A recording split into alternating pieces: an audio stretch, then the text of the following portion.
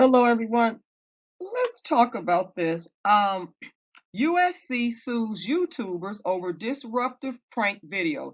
Now, this video is for educational purposes, for research, for commenting and critiquing. And so I'm getting this article from the Los Angeles Times, and it says that these two YouTubers for USC is suing for allegedly causing terror and disruption after barging into classrooms to film prank videos for their channel. Now, USC is a college, it's a university out of California.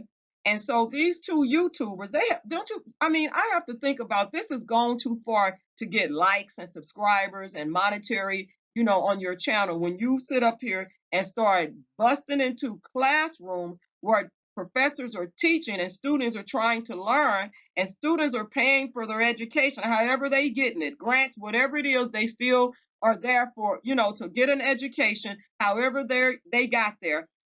So we don't need to talk about, whether they paying or not. But what I'm saying is here they are in their classroom trying to get an education, and YouTubers are going up into the classrooms, in the professors' classrooms, and disrupting the classrooms where it's causing all type of fear, and students are getting up running. Some of them might even try to they might even hurt themselves trying to get out of the door, because you don't know how many students are in the classroom where they're trying to get to safety because they don't know what's going on and they fear for their lives. And these YouTubers are barging into the classroom to cause terror and disruption to film prank videos for their channel. Now, Ernest Kanef, Kanef let's see, Kanefsky, Kanefsky, Kanefsky, and Yu-Gi-Oh! Bai, who are not USC students. So basically, they consider trespassing on the campus. They don't have no business there unless they really have, if they signed in as a visitor to actually have formal, legitimate business on campus. This is not legitimate business. If you are barging in classrooms and disrupting classrooms and stealing terror to film prank videos, that's not legitimate business. It really isn't. Let's be real about it. That is not. And I would be not a happy student if I had to be subjected to this kind of nonsense while I'm trying to, get my classes and finish up so I can continue to move forward, strive forward into the next class. Or if I'm on my way to graduation, here I am dealing with some foolishness. Because this is really foolishness. The way I see it, in my opinion, this is foolishness and it's gone too far. So anyway, they staged 3 classroom takeover incidents where they took over these classrooms in the university's Mark Taper Hall of Humanities. Of all places, humanities. Humanities. That's not acting that's not acting in a positive light. That's not acting, on behalf of humanities. That's just not. And so a Los Angeles County Superior Court judge on Friday issued a temporary restraining order banning the pair from the University Park campus and other school buildings. Judge, I'm glad you did that. I salute you for doing that, Judge. Because we hear a lot of stories about judges letting people out for a whole bunch of reasons that they should still be locked up. So, or not giving them their, or not allowing the restraint to approve the restraining order. So I'm glad that the judge did that, because nobody should be subjected to that kind of, prank videos and terrorizing classrooms. Nobody should be subjected to that. So in the most recent incident on March 29th, Kanevsky and Bai interrupted a lecture on the Holocaust by pretending to be a member of the Russian mafia, and Hugo Boss, a known manufacturer of Nazi uniforms during World War II, according to court documents. The interruption created a panic among students who began fleeing the classroom, in some cases, see what I was telling you, tripping over seats. They might have hurt themselves, tripping over seats, trying to get out of there, and leaving behind laptops and backpacks. Man, oh man, in an attempt to get away from what reasonably appeared to them as a credible threat of imminent classroom violence, the suit says. That's deep, people. That's imminent classroom violence. This has just really gone too far. This has gone really too far. See, social media, you have to, social media is your resume. But the thing is that nothing should lead to desperation like this, where you start committing terrorist and criminal acts. That just, this, oh my gosh. Okay.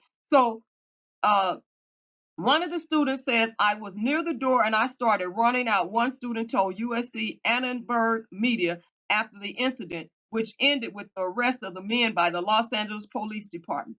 Everyone just left in a really big panic.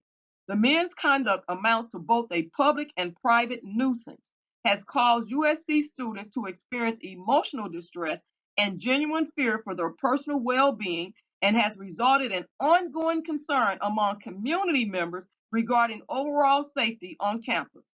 I have to agree with that. I don't live near USC, but however, there are people that live in that, live in that community around USC campus, and to have to go through that and to hear these things going on it can become, it is an overall safety concern, and people can, start to fear for their own personal well-being because they don't know what's going to happen. Students could be walking down the street, or people that live in that community that are not students, they may teach at the university, or they just may be people that live in that community that like that area, because it's not a bad area over there where USC is, and people can feel overall concern for their safety because that campus is diverse. Though there's a lot of diversity of people I've seen when I've been in that area, and a lot of students and young students on top of it. They're college students, and they have to deal with this already on top of stress and anything else that they're dealing with. And for some YouTubers, this, yes, I'm calling it out, this is wrong. For some YouTubers to be going to a university and to be doing this kind of nonsense is really sad. And so anyway, this was one of what the attorneys for the university wrote in their application, which also mentions up to 10 unidentified associates of Koneski and Bai. So they identified some more people that probably was part of this prank, that was part of the terrorist acts that they were doing, and, filming these prank videos to get their YouTube channels to get more notoriety, more subscribers, more money coming in. This is outrageous, you people. And so the pair could not be reached for comment on Monday. You know they can't be reached for comment when they're being accused of something. And it was not clear whether they had obtained legal representation. And so again, this is an article that I'm reading from the LA Times, and I'm going to say allegedly, but this is what it's saying, okay? And so earlier incidents followed a similar pattern according to the suit. Now they didn't just start then in September. In September, Koneski, Bai and an associate entered a data science lecture, the suit says, and allegedly used physical intimidation to force the professor out of the classroom before taking over the lectern and subjecting the students to insults and demeaning behavior. You know what? I know that people are innocent to proven guilty, but if they really did these things, they need some jail time, and they need to be fined. They need something, because this has really gone too far where you're going up in classrooms. What if your child is in that classroom? What if this was wasn't college students? Where, how schools have been, people have been, in these schools, and now they're up at the college, you know, use physical intimidation to force a professor out of the classroom. And it doesn't, right now, it doesn't name the professor if it was a male, female, but that doesn't matter. That doesn't matter. Using intimidation and then taking over the lectern where they stand the lecture at, and subjecting students to insults and demeaning behavior. YouTube, their channel needs to be taken. Really, YouTube, you have got to probably do something about this if you haven't already did it. Yeah, because this is wrong on every level. So in November, according to the suit, they barged into a classroom dressed as characters from the TV show Squid Game and staged a fake kidnapping with two other associates, with Bai at one point yelling, "If they catch me, my family will die." Mm, mm, mm. So in addition to the restraining order, the suit seeks compensatory damages for an amount to be proved at trial, along with attorney fees and other related costs, court documents say. The temporary restraining order also prevents the men from making further online postings related to the incidents at USC. That almost reminds me of Tasha K when she was told to stop and she kept doing it. You know what I'm saying? And so, in a statement on Monday, university officials said the safety and well being of students, faculty, and staff is a top priority. The court's order granting a temporary restraining order underscores the need to provide a sense of stability and comfort in in-person learning environment and in light of campus safety concerns nationally on college campuses, the university said. The court ruling should be viewed as a warning that such behavior won't be tolerated by these individuals or any other individuals. In recent months, other social media pranks have garnered similar attention and outrage, because we should be outraged at this nonsense, because it could be one of your children that's attending one of these, attending college here, and these pranks are going on. This is ridiculous. And folks can get funny about their money. They're up here. What are these parents paying for their students to go to school? And they're up here making a mockery in the classroom and placing fear and using intimidation. This is really out of control here. And so, and it says outrage, including the viral video of a Tesla crash in Echo Park in March, which was allegedly performed and uploaded in part for online clout. See, Gillespie's YouTube channel has more than 111,000 subscribers, and his videos have received more than 8.3 million views. The channel features dozens of prank videos at universities, in gyms, and restaurants, on the beach, and in other locations. They are going around terrorizing people. That's what it sounds like to me, allegedly. Going around terrorizing businesses, people, gyms. Come on now, universities, the beach, other locations. We don't even know what other locations. They may even try to show up on your street somewhere and terrorize your people in the neighborhood. Because it says other locations. It doesn't say that. But I'm just saying, it's a possibility. I would not put nothing past these individuals that are doing this. See, that's what I tell you about desperate measures leads to desperate things. And when people, and I just talk about that in my last video, my biblical video, about people that become desperate, they do desperate things. They do. They start doing desperate stuff. So U.S. students and faculty subjected to the pranks have experienced a profound loss of a personal well-being and safety in an environment of higher learning, court documents say. Simply put, the attorneys wrote, there is no public benefit to terrorizing students to the point where they are running out of lecture halls for fear of their lives through the perpetration of prank classroom takeovers in order to garner a handful of likes on YouTube. I agree. I wholeheartedly agree. I don't think you should ever harm anyone to make it to the top. I don't think that when you stepping over people and hurting people to get to the top, your success is going to be short-lived. And guess what? You have got to come back down around those same people that you walked over. They're going to be waiting for you at the bottom. So you up here doing all these things, you YouTubers, going up, to get successful to the top. Believe me, the authority is going to be waiting for you at the bottom. So you might have think you elevated something by doing all this stuff, but they're going to be waiting for you at the bottom. As long as it takes, probably. They're going to be waiting for you at the bottom, because guess what? They decided to file a temporary restraining order, and guess what? The judge granted it. And I thank the judge for granting it. And it says a preliminary injunction hearing in the case has been set for April 28th. Yep, this case has been set for April 28th. So if I have the article down here if you want to read it. This is just too much. This has really gone crazy. And even with the Tesla, video of, let's go back to that,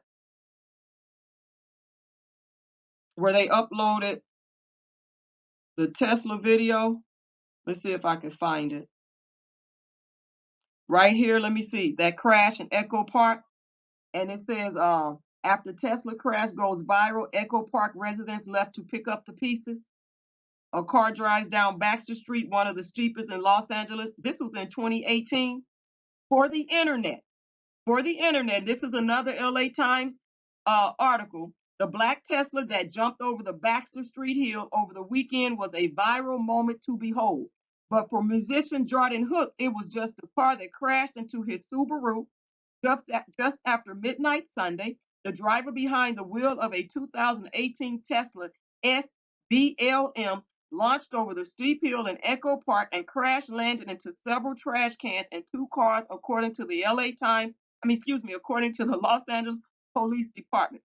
The Tesla was airborne for just a few seconds, but its maiden flight went viral. The car landed on its nose and skidded into the back of Hook's 2009 light blue Subaru Forester. The Tesla pushed Hook's Subaru several feet. It's a little beyond inconvenient, Hook said in front of his disabled Subaru on Monday morning. The tires, hold on for a second. The tires sat at an unnatural angle and one of them was deflated. The car won't start and the steering column is shot, but I won't know the full extent of damage until I get someone to look at it, Hook said. I can't drive it. I don't know how any of this happened. I mean, I do know, but it's just been so much to take in. Jonathan Sudak, Hook's neighbor, said he noticed people setting up on Baxter Street before the jump. They were setting this up. He said one of the headlights from the Tesla landed near his front door.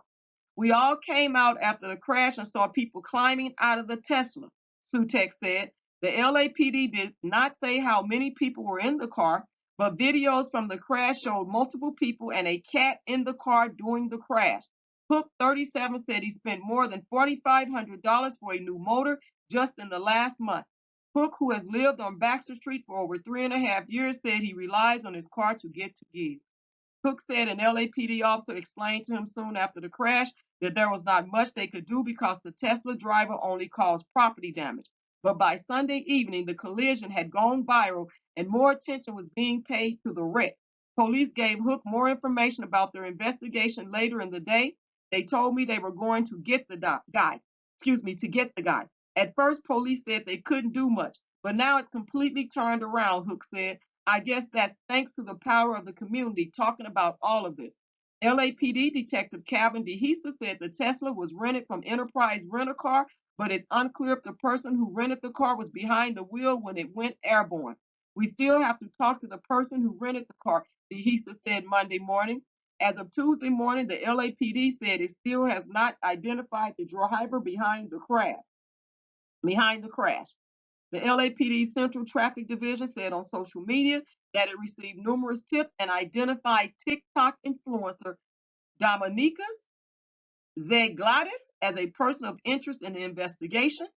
Zegladis bragged about being the driver in several TikTok clips, but as of Tuesday, his account has been deleted, and the LAPD has said that he had retained a lawyer. Yeah, you better, brother, because you are in some trouble.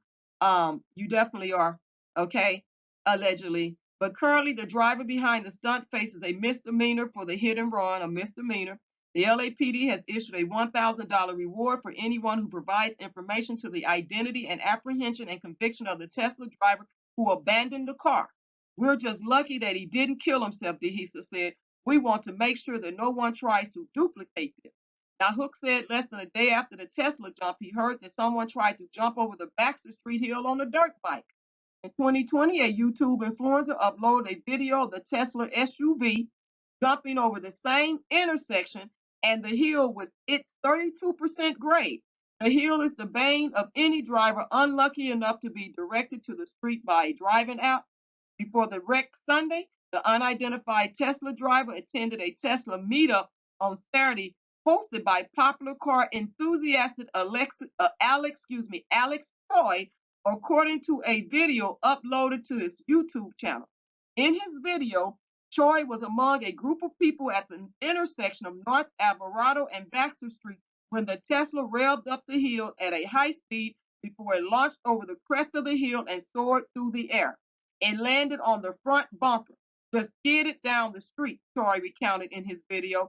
I don't know anyone that's in this car. Troy also said, There were multiple people in the Tesla during the wreck. He said the cat was okay afterward. However, Choi claimed on Instagram that Zlagladis was not in Echo Park the night of the crash. Choi wrote, I was there, saw everything, and he wasn't even there. Throughout a video that bounces between humorous and deadly serious, Choi tells his viewers not to try duplicating the stunt. I never want to see anyone die in front of me, Choi said in the video. That is my worst living nightmare. Think twice before you do anything stupid. Let none of us, none of the YouTube clout chasing influencers like me, become any motivation for you guys. Choi did not respond to requests for comment. After the other Tesla drivers fled Baxter Street, Choi returned to the scene and took stock of the damage done to Hook's Subaru. Choi held up the flashlight from his cell phone and said the damage isn't that bad. Hook does not agree and said he's out of a car. He's a bit stunned by the outpouring of support and vitriol he's received after he posted a GoFundMe campaign to raise money to repair his car. I'm unsure about the process. People were questioning whether the damage was as bad as I said it was, Hook said. It's all a bit hard to navigate. And then they got a number here that anyone with information is encouraged to contact the LAPD at 213-833-3713. And this is regarding the Tesla crash. Back in this was back in 2018. Well, actually, I'm sorry.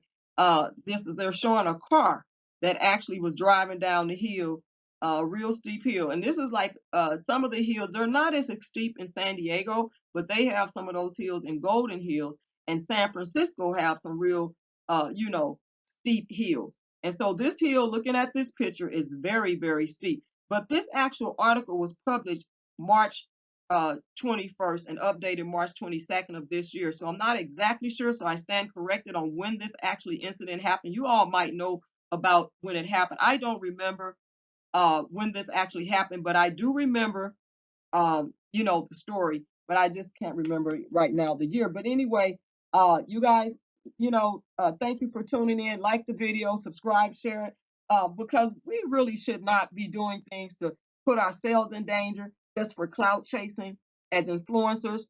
And we should not be encouraging other people to do that.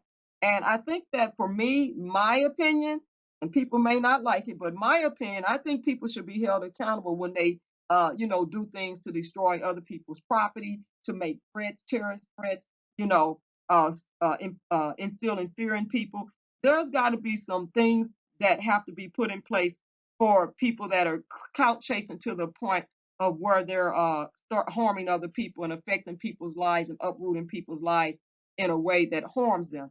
And I hope this guy has gotten his car fixed since then and that he's actually able to get to his jobs because, everyone that is interested in making a living, you know, that is your main source of income, your livelihood, and the master plan, and so having a job means a lot. And so for people to uproot people and cause damage to their vehicles where that's the only way they can get around, and things like that, and just even this could lead to somebody being seriously hurt or killed with these type of events going on where people are pulling these pranks to clout chase. Somewhere your adrenaline has to come down somewhere to stop with this because this is crazy. And if you're doing it because you don't have no other income and this is how you get your income, then you might want to rethink some things because this is not the way to go. So I hope that YouTube has some things in place, you know, um, because this kind of stuff, I would not want it to happen to me. And when I think about having empathy for others, I definitely wouldn't want nobody to crash my car and then I got to deal with trying to come up with the deductible or the money to pay for my damaged vehicle or it may be totaled. You don't know what people have put out already for their lifestyles and, whatever, like this guy, Hook, and then to turn around and somebody come back, that's like a slap in the face and say, oh, the damage ain't that bad, and then post that on your video too. Wait a minute. You're saying the damage isn't that bad, but you're not the one that's gonna come and give me the money to give me a new car or to replace, or get my car fixed. That's so wrong. And it's just really, this is something. So you guys leave your respectful comments below on the video. Thank you again. Rate the video. Don't forget to subscribe to the channel if you're not a subscriber and share the video. Thank you all so much for tuning in. I appreciate you all. Be blessed. Peace unto you.